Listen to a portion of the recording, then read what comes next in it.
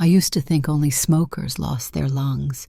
You grow up seeing those commercials, blackened lungs, coughing fits, people hooked up to oxygen tanks with cigarettes still trembling between their fingers. You hear all the warnings about nicotine, tar addiction, cancer, and you shake your head thinking, that will never be me. I don't smoke. I'm careful. I'm healthy. But the truth is far more complicated. Sometimes you don't have to put a cigarette in your mouth to inhale the consequences. Sometimes the dangers aren't things you choose. They're things you live with, things you breathe in every day, without noticing, things that settle quietly in your lungs, until one morning you wake up and realize the air that used to belong to you is no longer yours.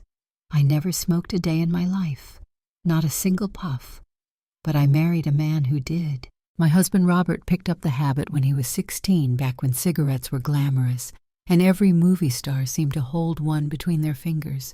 When we met, he smoked a pack a day. When we married, 2 packs. I used to tease him, gently tapping his pocket and saying, "You'll quit for me one day." He'd laugh and say, "Soon, Ellie. I just need the right moment." The right moment never came. I didn't think much of it in our early years. Everyone smoked back then. Restaurants, offices, airplanes, every place smelled like tobacco. It became a normal part of life. When Robert and I watched TV in the evenings, he'd light one cigarette after another. I'd crack the window. I thought fresh air could chase away the danger. I didn't know then that smoke doesn't ask permission. It finds you. It surrounds you. It enters you quietly. Years passed. Decades. I cooked dinners in kitchens clouded with haze. I did laundry while his shirts carried the stale scent of smoke. I kissed him goodnight with tobacco lingering on his lips. I dusted the furniture every week, but never realized I was dusting off the consequences too. And all the while I never smoked, not once. And yet somehow my lungs kept the score. When Robert died at 68 from heart disease, everyone said it was the cigarettes. I cried until my chest ached, holding on to the guilt that I should have pushed him harder, begged him more, convinced him somehow. But never, not even once, did I imagine that years later, the thing that took him would come for me too. I thought I was safe because I'd never smoked. How foolish that sounds now. After he passed, I lived alone. The house grew quiet, too quiet. I kept myself busy by cleaning it, made me feel in control of something when everything else felt unpredictable. I scrubbed floors, bleached counters, polished mirrors until they shined like new. I used every strong cleaner I could find, the kind that promised to kill 99% of germs but never mentioned what they do to lungs over years of breathing them. I'd spray until the air smelled sharp, chemical, clean in the way I thought homes should smell. I didn't open windows as often. I didn't think I needed to. The shortness of breath started so slowly that I didn't even notice it at first. Walking up the porch steps left me slightly winded. Carrying groceries made me stop and rest. I blamed age. Everyone slows down at 70, right? Then came the coughing, dry, persistent like an itch I could never quite reach. My daughter noticed before I did.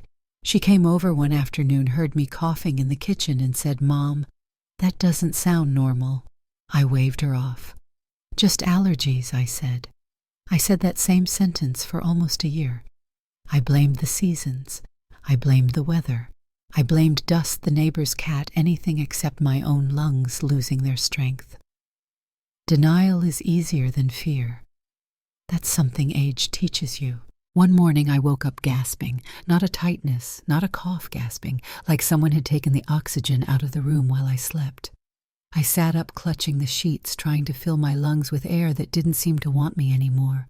When I finally caught my breath, I told myself it was just a bad night. I didn't want to face the truth. I wasn't ready. My daughter begged me to see a doctor. I kept saying I was fine, but I wasn't.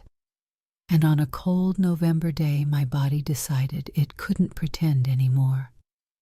I was reaching for a pot in the kitchen when the room tilted.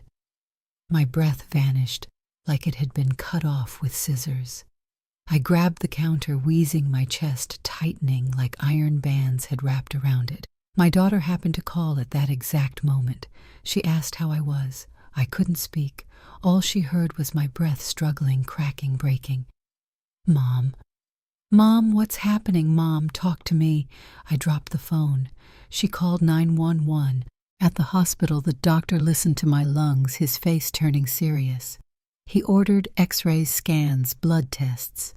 Hours later, he sat by my bed and delivered the truth I had spent years avoiding: COPD, chronic obstructive pulmonary disease, advanced, irreversible.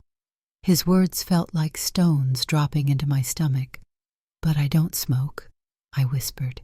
He nodded gently. "But you lived with it for decades." And then he mentioned something else: the cleaning chemicals, the years of inhaling harsh fumes in small rooms, the irritants that slowly chipped away at healthy lung tissue. It wasn't one cause. It was a lifetime of exposures I never considered dangerous. I felt so foolish, so small. I thought I had protected myself simply by not smoking.